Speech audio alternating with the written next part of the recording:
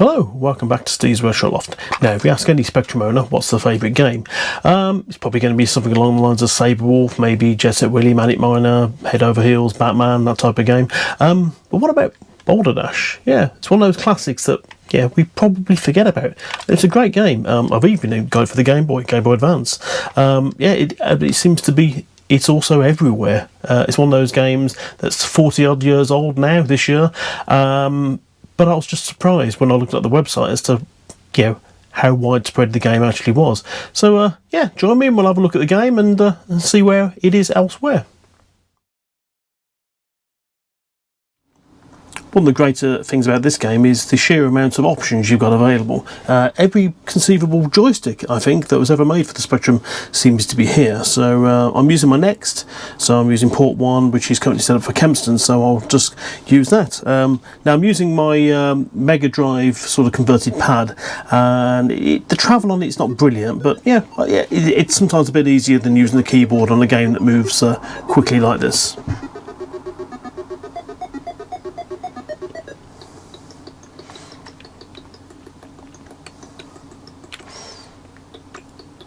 It's a very simple game. One of the aspects of I'm not sure if it's just the Spectrum version or other versions, was the fact you could actually run off screen. The screen couldn't keep up with the scrolling.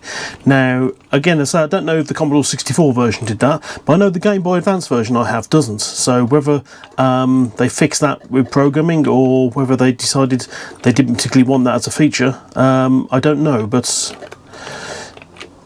yeah. So it's a very, very simple game, very, very simple graphics. As you can see, it's underground, and the red stone or the red earth in the background looks a bit odd, but obviously on the Commodore 64 you've got the lovely brown palette. So it's the game that was perfectly designed for the Commodore 64 palette.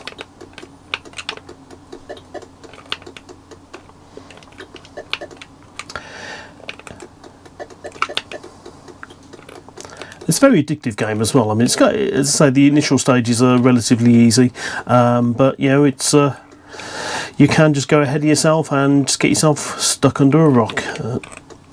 So let's just clear this level.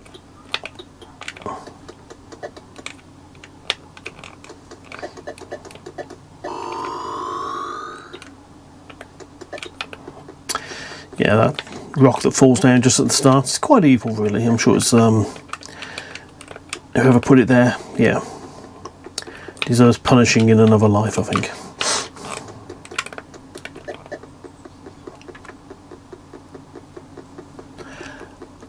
As you can see, what happens is, I say, because you can run quicker than the screen scrolling, you can actually run into troubles. But as I said, I'm not too sure of it. I can't remember too far back as to, if that was a feature on all the versions and they just fixed it on the new versions or not. Let's have a run around. Oops. It's probably my only criticism of the game was the scrolling.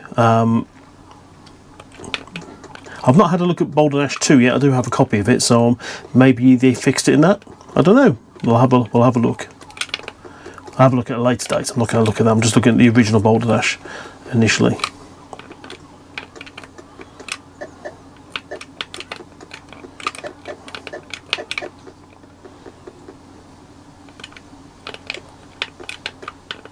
The third level, I always struggled on the third level, to be honest. It was one of those ones, it's not a difficult one to do, but you just find you run out of time. I say it's not difficult. There were lots of traps set up and there's lots of rocks that fall down quite easily.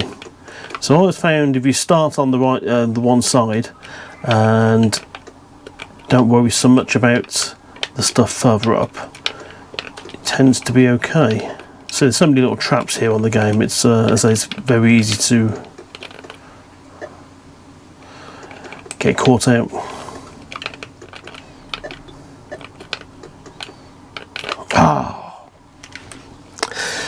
Yeah, the joypad just got stuck. But yeah, there you go. That was a Boulder Dash, and a surprising amount of different versions of it, as you will see.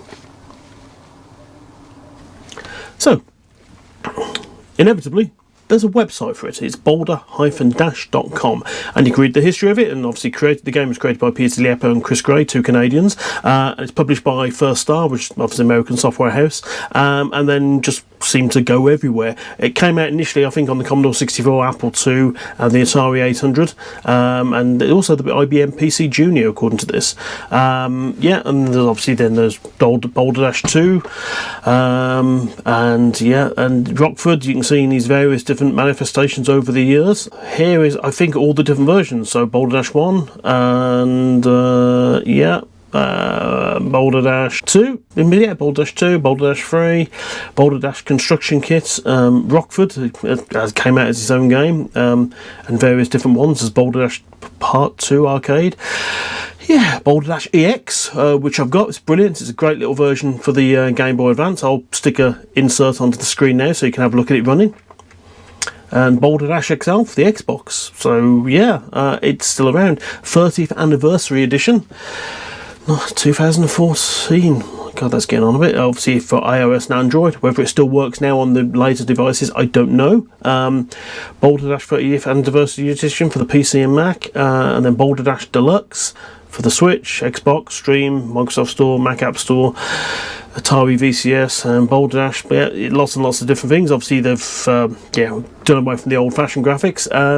So there we go. There's lots and lots of different versions of Boulder Dash for you to enjoy. So there we go, that was Boulder Dash, one of those sort of games that's sort of addictive, and we don't really talk about it as much. I don't know why, and it seems to be that people like it because it keeps getting released on different formats. So it's a bit of an odd one. It's as I said earlier, it's not one of those games that people say, yes, that's my favourite game. It's just something that was sort of hasn't snuck under the radar. I know about it, and you probably know about it, but maybe we've just forgotten how good it actually was. So there you go. So anyway, thanks for watching, and I hope to see you again sometime soon. Okay, bye bye.